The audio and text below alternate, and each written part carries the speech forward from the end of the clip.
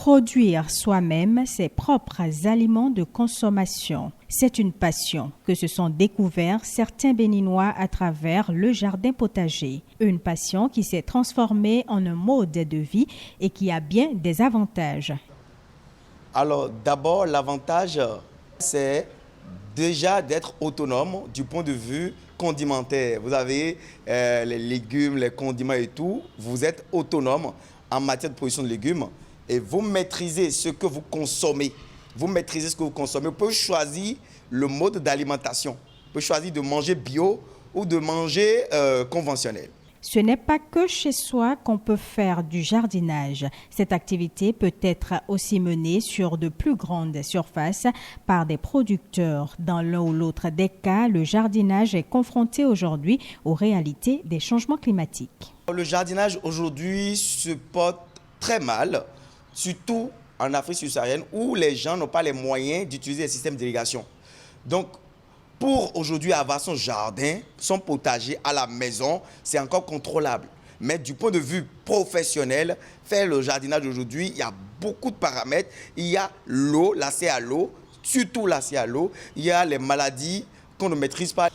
Aujourd'hui, c'est un peu catastrophique parce que nous assistons à des baisses de rendement liées au changement climatique. Quand nous rentrons beaucoup plus dans le cas du jardin, vous allez voir, quand nous prenons la production, il y a une quantité d'eau ou de pluie que chaque culture doit normalement prendre pour pouvoir vous donner un résultat donné. Et il y a une quantité de matière aussi que la plante doit pouvoir absorber pour pouvoir vous donner alors le résultat.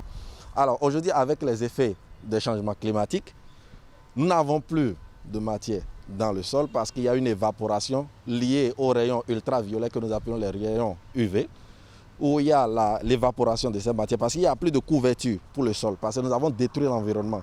Donc là, les rayons solaires sont en contact direct avec le sol, ce qui fait qu'il y a l'évaporation de ces matières-là.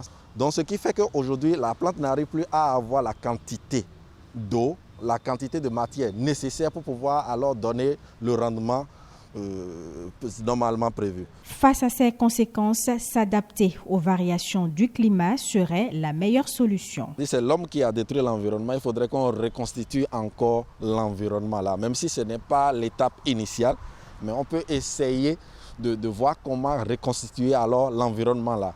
Alors, pour ce faire, alors qu'est-ce qu'il faut faire? On doit essayer en première position de voir comment il faut reprendre la couverture du sol pour pouvoir permettre la séquestration du carbone.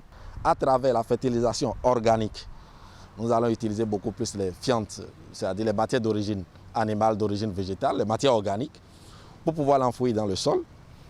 Le protéger, le séquestrer maintenant, c'est la matière là, en faisant quoi? En passant par le système de paillage. Parce qu'avant, c'était les arbres qui permettent, c'est-à-dire qui rassuraient la séquestration de ces carbones là dans le sol. Mais aujourd'hui, quand c'est enlevé, on est obligé alors de faire quoi maintenant? De passer au système de paillage du sol. Alors, pour s'adapter à la variation du climat et au changement climatique, il faut la maîtrise de l'eau. La maîtrise de l'eau est un paramètre très important et obligatoire pour tout agriculteur aujourd'hui.